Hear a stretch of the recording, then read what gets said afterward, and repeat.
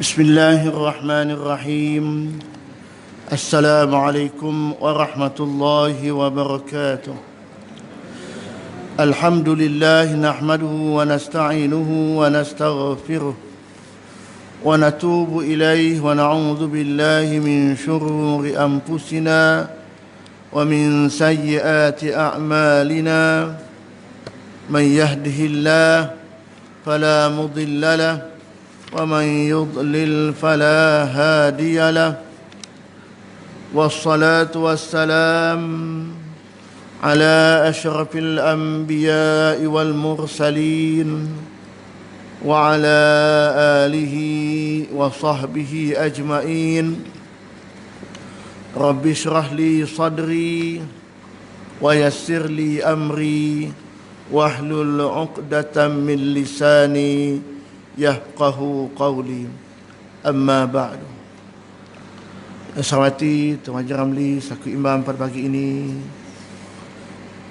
seluruh ahli jawatankuasa surau, tuan-tuan, puan-puan, sahabat-sahabat, jiran-jiran yang dirahmati Allah sekalian. Pertama, kita bersyukur kepada Allah Subhanahu wa ta'ala dapat kita berhimpun pada pagi ini, dapat solat subuh berjamaah. Alhamdulillah. Dapat kita duduk sekejap sampai waktu syuruk untuk sama-sama kita muzakarah ilmu.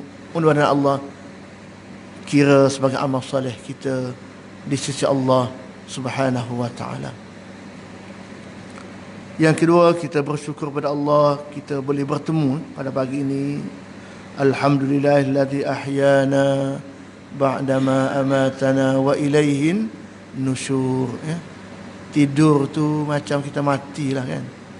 Bangun balik, alhamdulillah, boleh kita datang ke rumah Allah Subhanahu. Banyak sahabat-sahabat kita yang telah pun kembali ke rahmatullah sebelum ini. Yang terdekat ialah Imam Haji Jalani lah, Surah Najahiyah ya.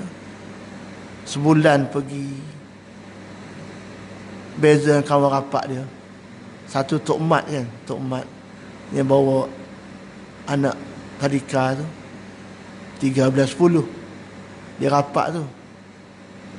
Cik Imam Jalani 3 hari bulan 11. Mana kubur dekat-dekat, solat jenazah pun ramai dua-dua tu.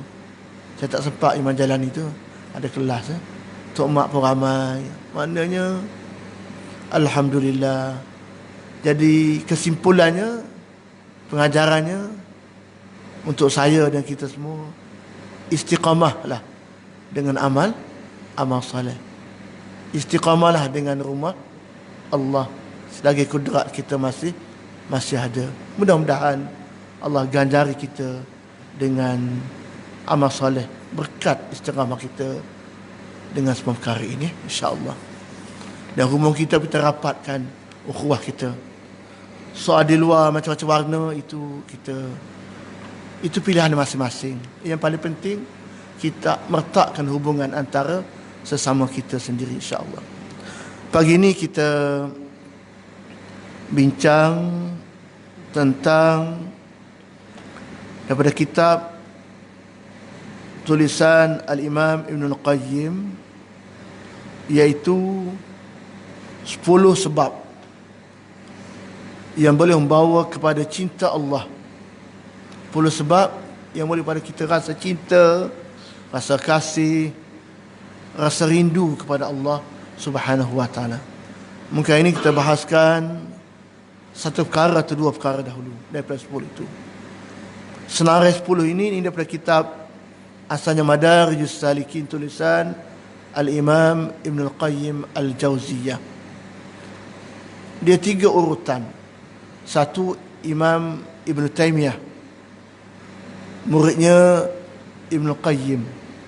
Muridnya lagi Syekh Muhammad bin Abdul Wahhab. Itu 3 urutan. Jadi pada kitab ini ditulis 10 perkara yang boleh buat cinta Allah kepada kita. Pertama, membaca Al-Quran dengan tadabbur dan memahami maknanya. Yang kedua, bertaqarrub, mendekatkan diri kepada Allah Subhanahu wa taala dengan melakukan amalan-amalan sunnah atau amalan-amalan sunat selepas menunaikan yang fardu. Tiga, sentiasa mengingati Allah Subhanahu wa taala dalam semua keadaan, dengan lidah kita, dengan hati kita, dengan amalan kita. Yang keempat, melebihkan cinta terhadap Allah daripada kehendak diri sendiri yang penuh dengan godaan hawa nafsu. Yang kelima, memerhati dengan hati akan Asmaul Husna, nama-nama Allah dan sifat-sifat Allah yang kamalat, yang sempurna. Yang keenam, sentiasa memerhati dan mengakui, yang musyahadah akan kebaikan, ihsan, limpah kurnia dan nikmat Allah kepada kita, sama ada nikmat dalam bentuk zahir atau nikmat dalam bentuk batin. Yang ketujuh, ketundukan hati kita sepenuhnya di hadapan Allah Subhanahu wa taala untuk kita patuh, kita tunduk pada arahan Allah. Yang kelapan, memenuhi waktu malam yang sunyi dengan ibadat seperti bermunajat, baca Quran, beristighfar dan bertaubat. Yang kesembilan, duduk bersama orang-orang yang benar dan cintakan Allah Subhanahu wa taala dan ambil mutiara kata daripada mereka yang soleh-soleh ini. Yang ke-10, menjauhkan diri dari perkara boleh menghalang hati kita untuk mencapai tahap mahabbatullah, cinta kita kepada Allah Subhanahu wa taala. Itulah 10 tip, 10 cara bagaimana nak dapat cinta kita kepada Allah Subhanahu wa taala menurut Al-Imam Ibn Qayyim, dan diperkokohkan dengan hadis-hadis dan juga ayat-ayat Al-Quranul Karim. Kita tengok satu dahulu atau dua baginda. Iaitu satu, jalan pertama, mentadabbur atau tadabbur ataupun memahami kitab suci Al-Quranul Karim. Maknanya kita faham, kita tahu dan kita merenungi ayat-ayat Al-Quran yang kita baca pada setiap hari itu. Al-Quran merupakan surat rasmi daripada Allah. Utusan daripada Allah kepada kita ialah kitab suci Al-Quran. Jadi Al-Quran merupakan kitab yang paling agung yang Allah kurnia kepada kita, umat Nabi Muhammad sallallahu alaihi wasallam, agar nombor satu, kita boleh membaca dengan khusyuk. Mana kitab ini mesti kita selalu baca dan tadabbur, yakni merenungi ayat-ayat kita baca. Dua tahap. Satu, baca bagi lancar. Dua, faham, ambil faedah daripada Al-Quran. Ketiga, menjadi amalan kita dalam kehidupan kita. Jadi bila kita selalu baca, insya-Allah hati kita menjadi bersih dan lebih dekat dengan Allah Subhanahu wa taala. Sebab itulah banyak ayat Al-Quran yang menyarankan kita atau hadis Nabi agar kita sentiasa membaca Al-Quran. Antara hadisnya ialah Iqra'ul Quran fa innahu yaji'u yaumal qiyamati syafi'an li ashabihi, rawahu Muslim.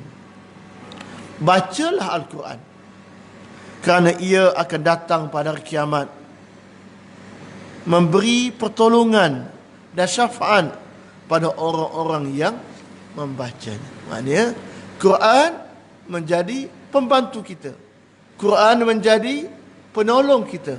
Quran memberi kita syafaat, syarat kita baca dia selalu. Jadi kita kena usahakan sepatutnya tiap-tiap hari kita baca Al-Quran. Kategori pembaca Quran ini dalam masa 24 jam ada 6 kategori. Pertama disebut sebagai muqantarin, orang jutawan. Kalau boleh baca sekitar 300 ke 1000 ayat satu hari. Banyak tu. Suratul Kahfi 110. Kan? Sekali ganda lagi. Suratul Kahfi. Banyak.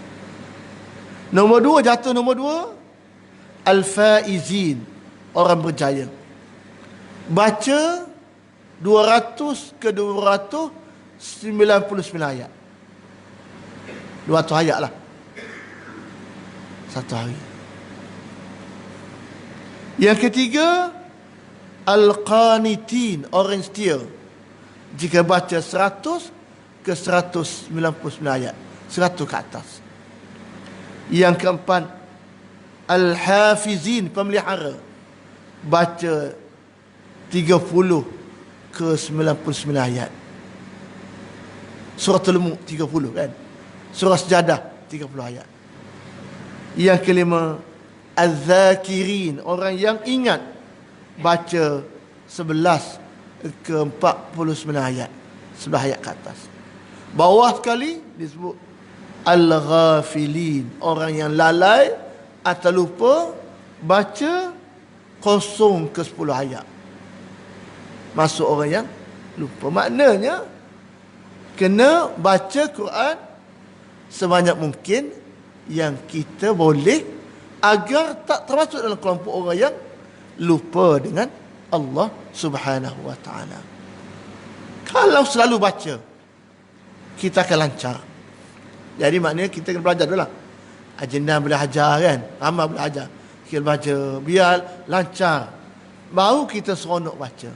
Jadi kalau baca hari-hari, kita tahu di mana silap kita, di mana salah kita dalam bacaan kita. Kalau saya qalqalah tak kena, qaf baca tak betul, huruf ra tak tepat bacaan saya. Betul kan? Kita ikhtiarkan. Bila kita baca orang dengar, kita rasa, oh aku tak betul. Jadi usaha bagi betul, dan selalu baca. Satu, tepat. Yang kedua, lancar. Tapi kalau jarang-jarang baca, tu jadi malahnya. Semuka banyak sangkut, akhir tinggal. Sampai bila kita akan lancar kalau tak baca? Maknanya tak akan lancar. Maknanya usaha. Sebab tadi Quran memberi syafaat. Bila? Di hari kiamat. Yang bantu kita, yang tolong kita di masa kita susah, kitab suci Al-Quranul Karim. Yang kedua, Nabi sebut, khairukum man ta'allama al-Qur'ana wa 'allama. Rawahu Al-Bukhari. Sebaik-baik kamu ialah orang yang ta'allama al-Quran, belajar membaca Al-Quran. Jadi kita buang sifat malu kita untuk baca, belajar baca Quran. Maknanya Quran kena buka mulut, baru tahu salah kita. Lagi tak buka mulut, tak tahu salah kat mana. Jadi jangan semuanya betul. Baca seorang-seorang ni, kita baca depan orang, jendan dengar kita baca kan, tak kena. Jangan malu. Mula-mula malulah. 5 orang aku seorang sangkut banyak. Lama-lama akan tercabut sifat malu. Sebab apa? Seronok pula jumpa. Alhamdulillah. Sama-sama tak kena semua. Ni tempat ni tak kena. Ni tempat ni. Lidah masing-masing tak? Ni lidah ni tak kena. Akhir-akhir, oh aku tak kena sini. Kita tahu sendiri, kita gelak sendiri. Siapa huruf ni tak kena sebut kita. Dia jadi mana? Timbul seronok, timbul usaha nak baiki. Sebab belajar. Wa'allamah, dan ajar pula orang lain. Biar orang lain betul bacaan. Jadi bersambung kita. Itu jariah kita. Itu ilmu kita yang kita kongsi dengan orang lain. Lepas kita mati, kita dapat pahala menyebarkan ilmu dengan sebab sama-sama walaupun sikit. Tapi kita dah ada saham di akhirat kelak, iaitu menyebarkan ilmu Quran yang kita walaupun sikit saja kita tahu dah. Tak kena sini. Tapi kalau tak belajar, sampai bila kita takkan betul kan? Kita cuba itu nombor 2. Maknanya mesti usaha. Dan banyak adilan lagi yang disebut, iaitu innal qulub tasda'u kama yasda'u al-hadid. Faqila ya Rasulullah wa ma jala'uha? Faqala tilawatul Quran wa zikrul maut. Rawi al-Baihaqi. Hati-hati manusia boleh berkarat. Hati boleh berkarat, hati kita ni. Seperti mana besi berkarat kan? Besi payah, besi apa dah? Dia berkarat tak? Macam besi payah lama dia sombak dalam tu kan? Itulah hati kita. Dia boleh berkarat, macam besi boleh berkarat. Lalu tanya, wahai Rasulullah, apa penggilapnya? Apa benda nak gilap hati kita itu? Nabi sebut tilawatul Quran. Gilapnya baca Quran. Nombor 2, zikrul maut. Selalu ingat kepada kematian. Jadi nak buang kotor hati ni, caranya Nabi kata baca Quran. Yang kedua, ingat kepada kematian. Agar hati kita akan terhasis karat-karat dosa kita dengan Allah, dengan sebab kita membaca kitab suci Al-Quranul Karim. Itu menunjukkan bahawa pentingnya kita baca Al-Quranul Karim. Itu nombor 3. Nombor 4, penting bacaannya. Nombor 4, hadis ya Abu Zar, wahai Abu Zar, la an taghdu fa ta'allama ayatan min kitabillah khairul laka min an tusalli 100 rak'atin wa an taghdu fa ta'allama baban min al-ilmi umila bihi aw lam yu'mal bihi khairul laka min tusalli 1000 rak'atin. Rawa Ibnu Majah. Wahai Abu Zar, jika kamu pergi di suatu pagi untuk belajar satu ayat dari Al-Quran, ini tadabbur, pergi nak dengar, nak faham satu ayat dari Quran, adalah lebih baik bagi kamu daripada mengerjakan sembahyang sunat sebanyak 100 rakaat. Makna pergi dengan niat nak belajar ilmu tentang Quran, walaupun hanya satu ayat, lebih baik dari sembahyang sunat 100. Fadilatnya solat sunat kan sembahyang juga, dan fadilat besarnya fadilat cari ilmu. Dan jika kamu belajar satu bab, satu surah ke, satu juzuk ke, tapi ilmu yang mana kamu dapat beramal dengannya, ataupun tidak ada lebih baik bagi kamu daripada sembahyang sunat sebanyak 1000 rakaat.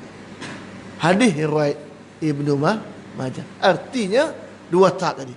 Tahap pertama, lancarkan bacaan Al-Quran kita.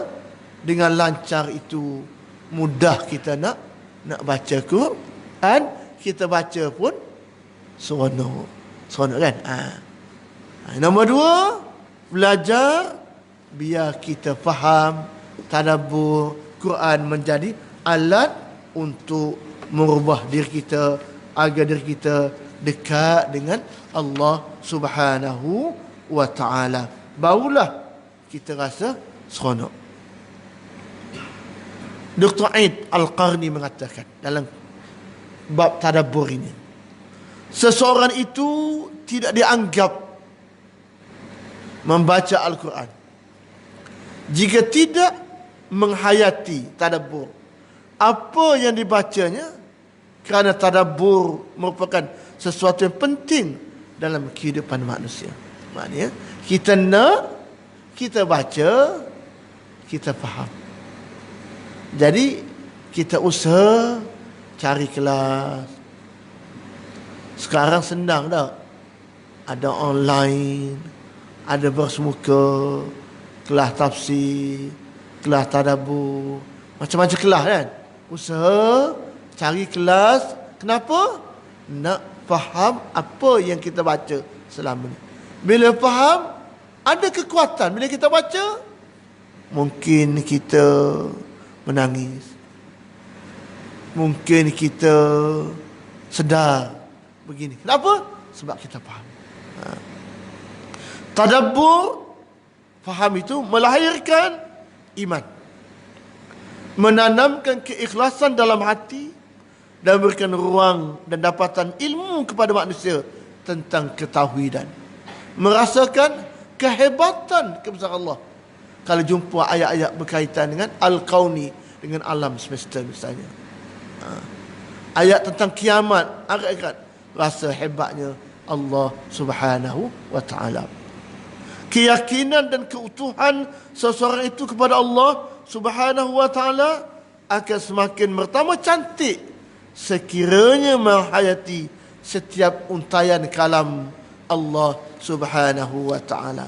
Maknanya kita akan rasa lebih seronok bila mana kita faham Al-Quran. Jadi kena ada usaha untuk meningkatkan sampai ke peringkat kita faham.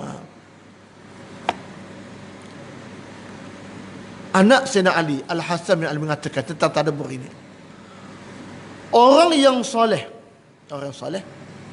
yang terdahulu daripada kamu melihat Al-Quran sebagai surat resmi daripada Tuhan mereka. Mereka bertadabbur pada sewaktu malam dan pada siang harinya melaksanakan dan merealisasikan isi kandungan Al-Quran. Maknanya ini warkah, ini surat daripada Allah. Jadi kalau tak faham, rugi lah.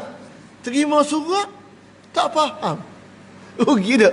Allah cerita apa, rugi. Jadi kena tahap kedua kan. Mesti kalau boleh kita usaha. Tak faham semua tak apa dah kan. Kalau tidak, baca tu nampak gambaran dah. Sebab ada ayat yang berulang, ada kalimah yang berulang kan. Kalau tidak, oh jumpa kalimah ni, faham, okey dah tu kan. Ni langsung buta, sayanglah, rugi. Itu rujukan kita. Ini surat dari Allah, ini arahan Allah, kita buka tak faham. Jadi maknanya kena usaha. Ya. Ada 2 kelas yang online boleh ikutilah tadabbur ni. Yang kadang saya sempat saya ikutilah. Satu oleh Dr. Saufiman Ramadan Saufiman Nazir Masjid Asy-Syakirin Gombak. Dia tiap-tiap pagi dia buat tadabbur Quran. Dah sekali habis dah sebuah Quran. Boleh tekan lah Masjid Asy-Syakirin Gombak lepas subuh ada tengok kelas Quran ni. Tadabbur lah kelas ayat perkata Quran. Yang kedua, Dr. Abu Anas Madani, Dr. Abdul Basit, Pondok Sungai Durian. Tiap-tiap pagi kelas tadabbur. Tekan dia Facebook Abu Anas Madani. Dia mula buat kelas tadabbur ini sejak Covid pertama 2020. Tiap-tiap hari kalau dia ada di pondok, dia buat kelas tadabbur, dah habis satu pusingan sebuah Quran. Sekarang ni juzuk yang ke-28 tak silap. Hari ni mula suratul Waqiah. Semalam baru habis suratul Rahman. Dia ulang kali kedua. Sebab dulu dia start dengan juzuk 3 bawah, 28, 29, 30. Lepas naik juzuk 1. Jadi dah satu bertangkuk dah. 2 tahun tu bertangkuk dah. Jadi ini ulang kali kedua juzuk 28. Jadi maknanya bila kita dengar atas kereta lagi je, tekan. Dapat sikit. Tak apa dah tu, kan? Maknanya tak dapat banyak, dapat sepatah 2 patah. Alhamdulillah, faham. Jadi maknanya kena ada usaha. Tu kelas bersemuka banyak kan? Banyak kelas bersemuka yang boleh kita cari untuk faham. Jadi makna ruang COVID itu rahmatnya kelas online banyak. Dengan kelas online ini kita lagi mudah nak dapat ilmu. Tekan je kan? Siapa kita minat, cari, faham. Jadi kena ada usaha, insya-Allah. Bila usaha kita lakukan, insya-Allah lama-lama setidak-tidaknya kita boleh memahami walaupun tak banyak, sikit daripada kandungan kitab suci Al-Quranul Karim. Dan hadis yang berikut tentang tadabbur juga, maknanya setiap kelompok orang berkumpul dalam rumah Allah, ini kita selalu baca hadis ini, baca kitab Allah, tadarus sama kita, maka ketenangan akan diturunkan oleh mereka kepada mereka. Turun sakinah, ketenangan. Kemudian mereka akan dipenuhi oleh rahmat Allah. Duduk dalam halaqah, baca Quran, habis baca, seorang baca terjemahan, dengar sikit, esok jumpa lagi, baca, seorang baca terjemahan ayat kita baca tadi. Lama-lama masuklah kepala kita, paling tidak kan. Duduk itu Allah turun rahmat. Dan mereka dipenuhi oleh rahmat Allah, dikelilingi oleh para malaikat. Dan Allah Subhanahu wa taala akan mengingat dan menyebut mereka yang hadir dalam majlis. Arti majlis, ingat kita kepada Allah dalam bentuk majlis ilmu, dalam bentuk majlis tadarus, dalam bentuk majlis tadabbur. Majlis kita dikunjungi oleh para malaikat Allah. Maknanya dapat ketenangan. Jadi masa kita itu tak rugi. Mungkin setengah jam kan. Saya pergi masjid mana? Masjid Taman Sentosa, Masjid Imam Bukhari, nama tak silap. Masjid Sempadan. Habis masjid tu wilayah Selangor. Lepas jalan Kelang Lama tu kan, lepas kat flat-flat tu, lepas asar dia tak buat. Dia Quran tak sini, Quran dia Quran depan. Habis sembahyang asar, imam buka Quran. Imam megang Quran semua. Atas rehat kan. Baca satu muka. Imam ikut semua. Lepas tu seorang baca terjemahan. Dia buat setiap hari. Mungkin seorang ni kita latih, kita faham. Itu teknik boleh. Yang paling pentingnya ada usaha, ada niat, ada keazaman untuk kita sama-sama baca Al-Quran. Saya cuba buat kat surau, tapi tak jadi lagi. Kan? Start bulan Ramadan lepas asar, semuka sekali baca. Tapi habis Ramadan tak jadi lagi. Belum dapat diistiqamahkan lagi. Tak jadi istiqamah, tak jadi amalan lagi kan.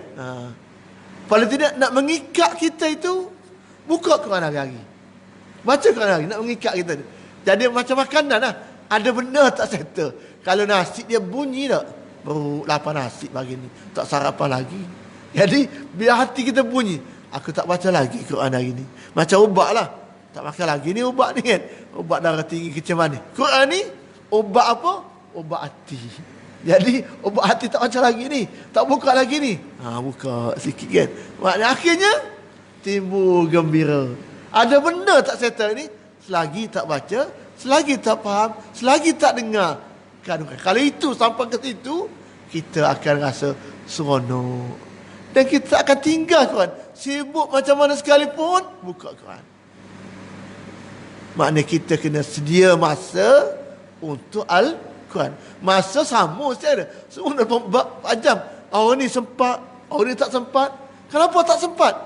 Sebab tak cari masa. Kan? Tak cari masa. Jadi boleh kan? Boleh semua. Kalau kita selalu latih.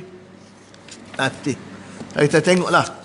Kalau nak checking, nak check lah ini dari segi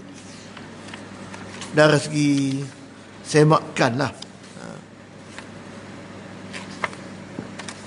Kalau baca, tempoh nak habis lah.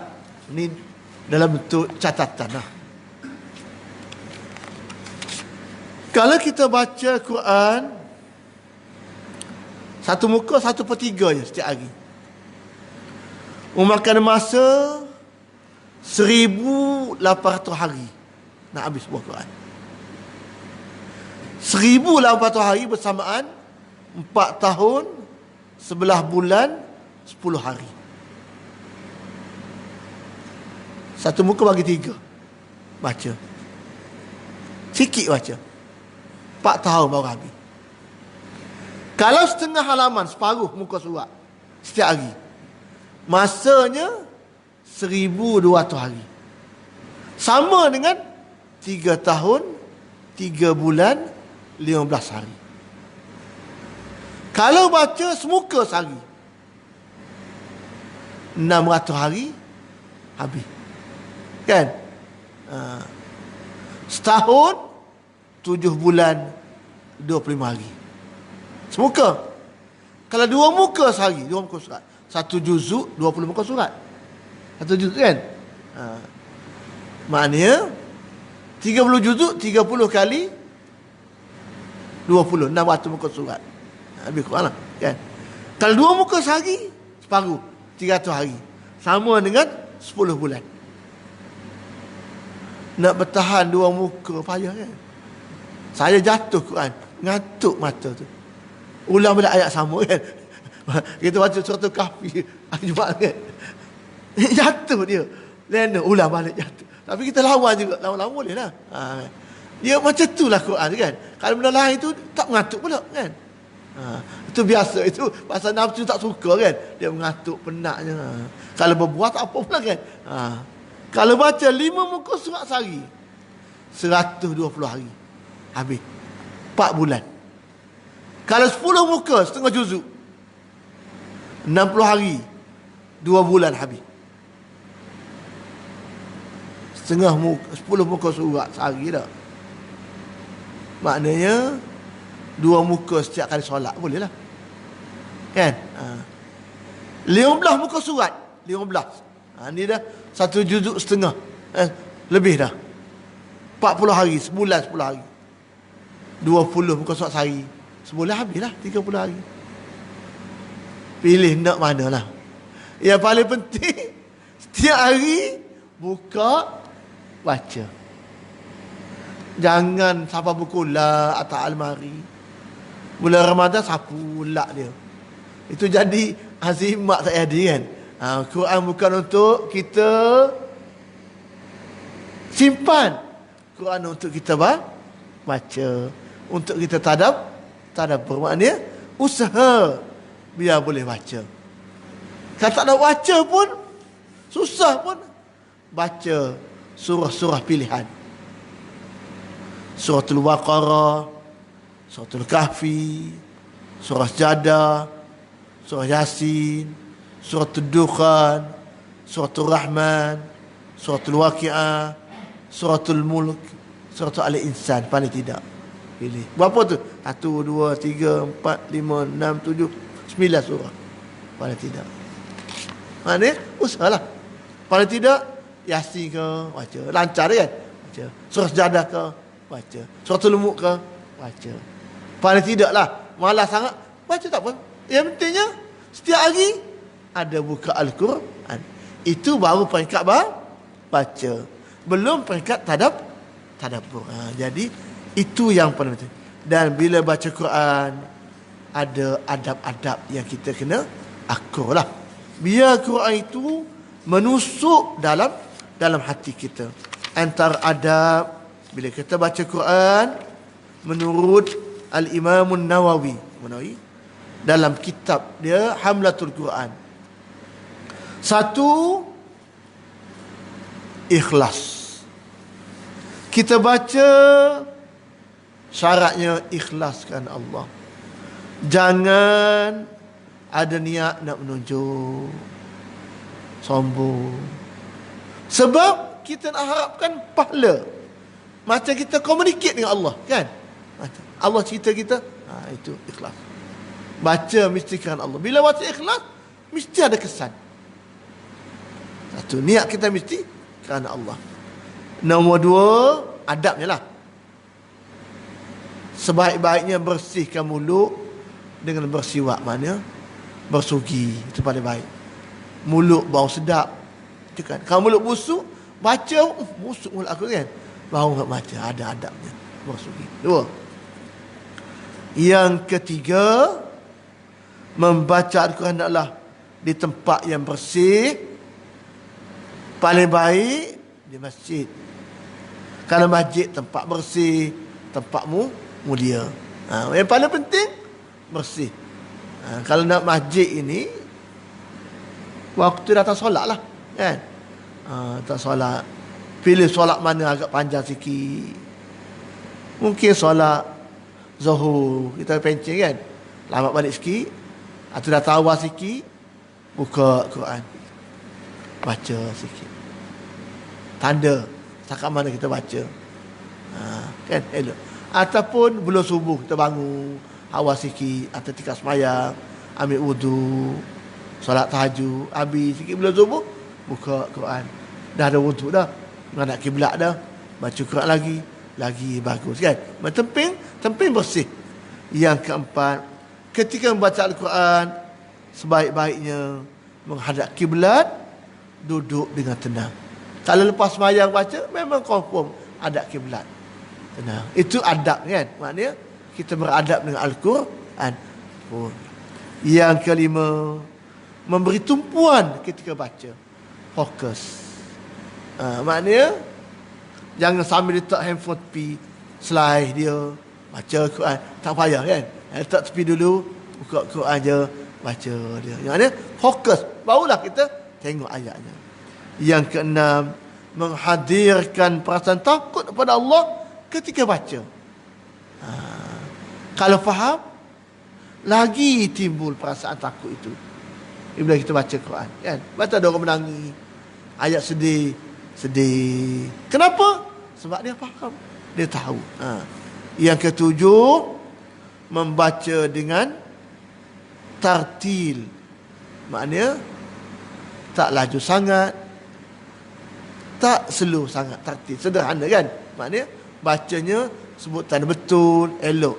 Sebab warattilil Qur'ana tartila, kata Allah. Baca dengan tartil, bukan gopu, bukan laju. Maknanya kena bacaan kita caranya sederhana, tepat sebutannya. Itu sepatutnya. Yang ke-8, disunnahkan meminta kurnia Allah. Kita selesai baca Quran tentang rahmat Allah, mohon perlindungan dari seksa. Bila selesai baca tentang ayat-ayat azab, bertasbih kepadanya. Bila baca ayat-ayat tentang mensuci Allah, mana subhanallah, Allahumma ja'alni min ahli jannah. Baca, bila baca ayat syurga, doa sebenarnya. Maknanya kita baca, baru kita faham, kita doa, ya Allah, aku termasuk dalam ayat aku baca ini, ahli syurga, jauh daripada ahli neraka, terimalah. Jadi dalam baca kita minta kepada Allah, sebab kita faham. Jadi barulah kita timbul kegembiraan, timbul keseronokan.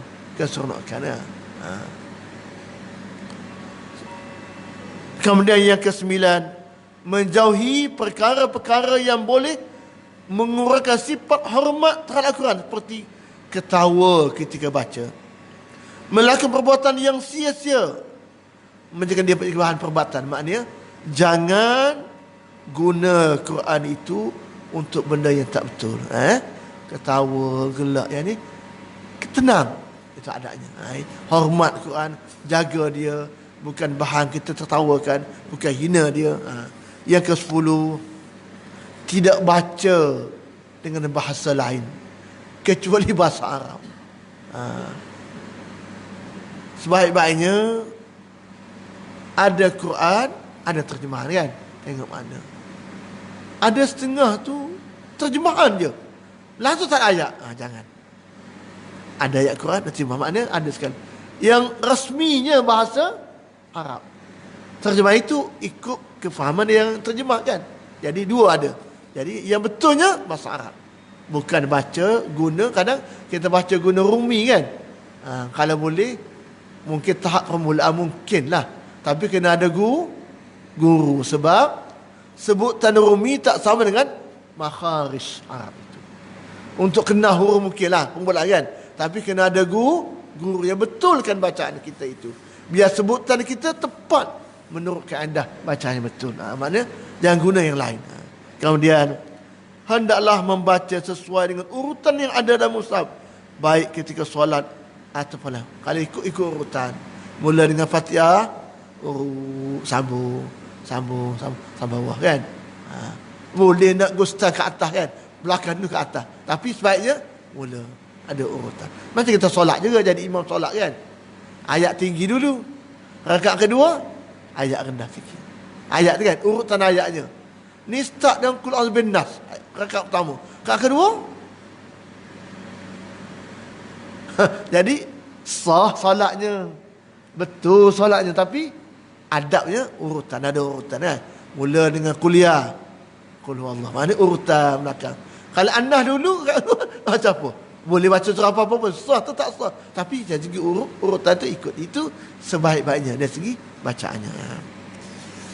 Kemudian membaca Al-Quran dengan cara melihat mushaf lebih utama jika dibandingkan dengan baca dengan cara hafal. Lebih-lebih lagi ketika di luar solat. Eloknya kita tengok Quran, tengok mushaf. Sebaik mana mulut baca, mata tengok. Dua-dua alat kita guna. Hati tadabbur, hati faham. Jadi 3 alat. Mata, telinga, hati kita guna untuk membaca Al-Quran.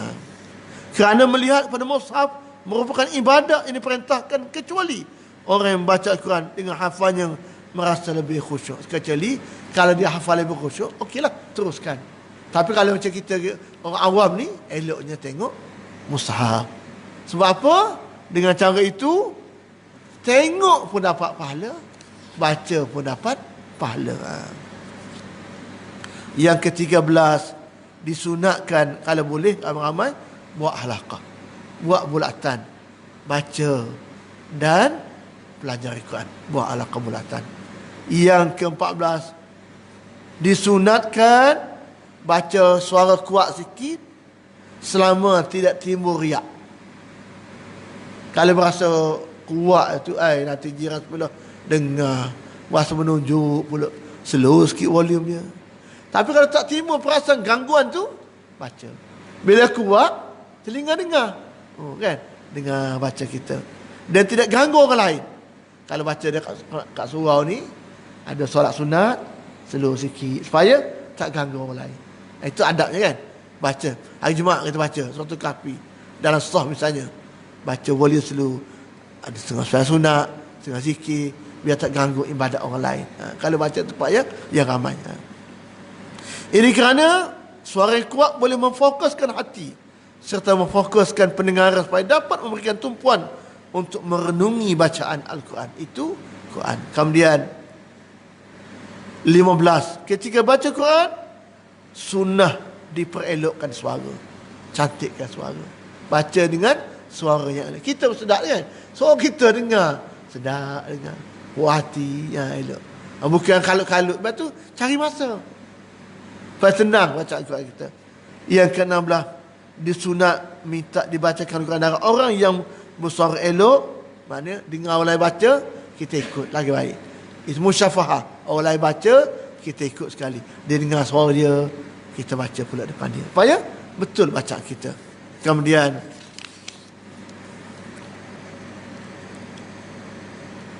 dimakruhkan baca pada keadaan-keadaan tertentu. Dalam rukuk sembahyang tak boleh lah. Itu zikir.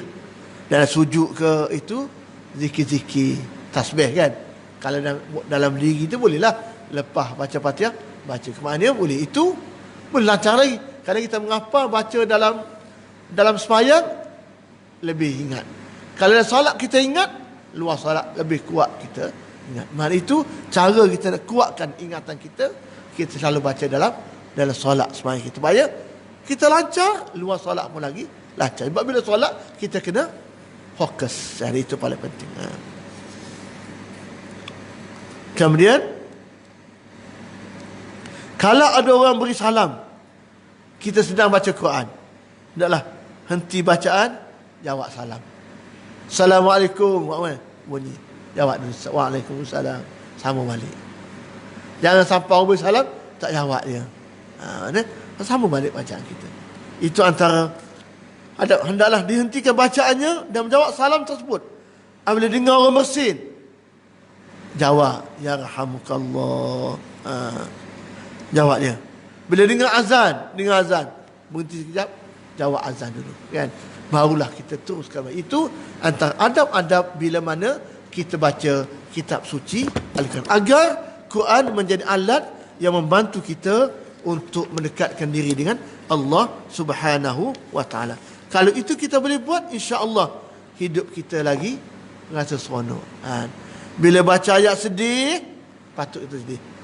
Nabi sebut dalam hadisnya, ahsanun nas qira'atan alladhi idza qara'a ra'aita annahu yakhsha Allah.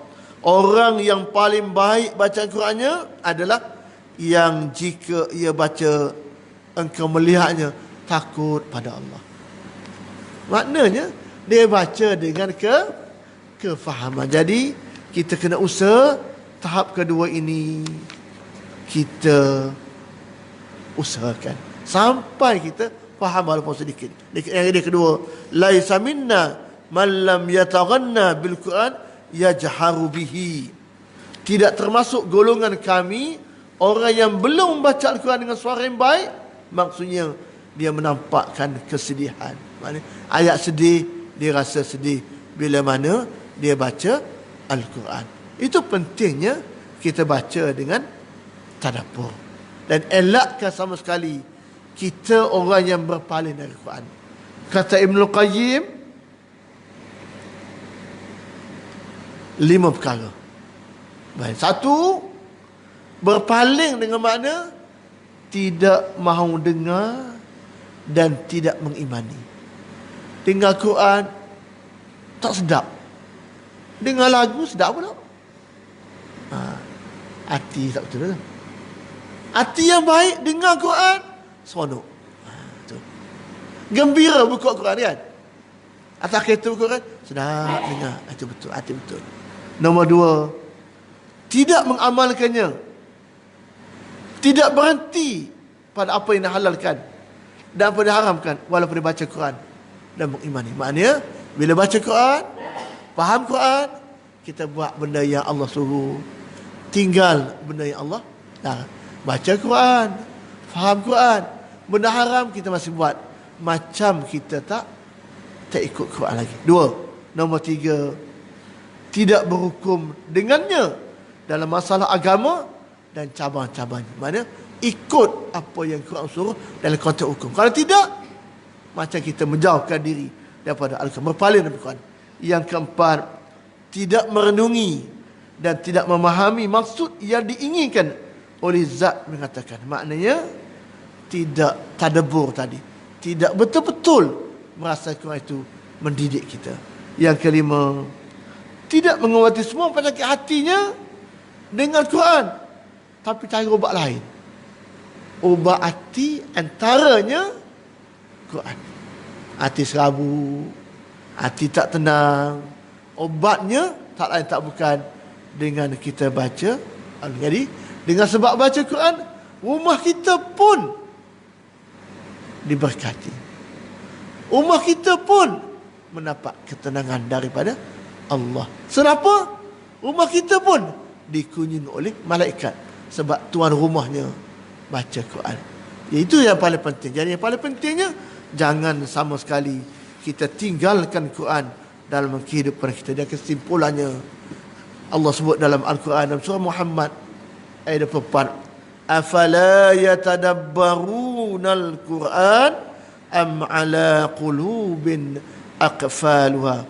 Maka tidakkah mereka menghayati Al-Quran ataupun hati mereka sudah aqfaluha, sudah terkunci.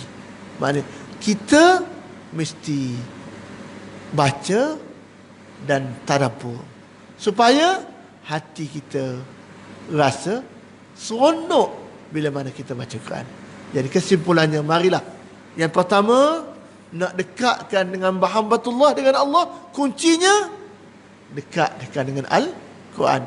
Pertama baca, dua kita tadabbur, agar akhirnya kita bersama dengan Al-Quranul Karim. Jadi itulah sekadar untuk pagi ini kita faham untuk diri saya, kita menjadi ahlul Quran, orang yang sentiasa berdamping, dekat, seronok dengan kitab suci Al-Quranul Karim. Itulah makanan hati kita pada tiap hari. Jadi macam makanan fizikal tahu, makanan hati pun tahu. Aku tak baca Quran hari ni lagi, buka dia. Paling tidak pun tengok mushaf. Paling malas pun baca Qul Allah 3 kali kan. Pahalanya macam baca sebuah Al-Quran. Paling malas, tapi cari masa, beri masa. Itulah caranya untuk mendekatkan hati kita dengan Allah Subhanahu wa taala. Yang kedua, kita tengok pada perangkat atas, iaitu taqarrub dengan amalan-amalan yang sunat berdasarkan hadis-hadis dan juga ayat Al-Quran Karim. Cara untuk dekatkan diri dengan Allah Subhanahu wa taala. Yang baik daripada Allah, yang buruk kelemahan saya mohon maaf atas segala salah silap, dan pentingnya kita sama-sama mengamalkan dalam kehidupan kita sehari. Aqul qawli hadza wa astaghfirullah li wa lakum wa billahi taufiq wal hidayah. Wassalamu alaikum warahmatullahi wabarakatuh. Subhanakallahumma wa bihamdika asyhadu an la ilaha illa anta astaghfiruka wa atubu ilaik. Bismillahirrahmanirrahim. Wal 'ashri innal insana lafi khusr illa alladhina amanu wa 'amilus salihat wa tawasaw bil haqq wa tawasaw bis sabr. Bismillahirrahmanirrahim. Allahumma faqihna fid din وعلم التأويل. اللهم اجعل جمعنا هذا جمعا مرحوما وتفرقنا من بعده تفرقا معصوما. ربنا آتنا في الدنيا حسنة وفي الآخرة حسنة وقنا عذاب النار.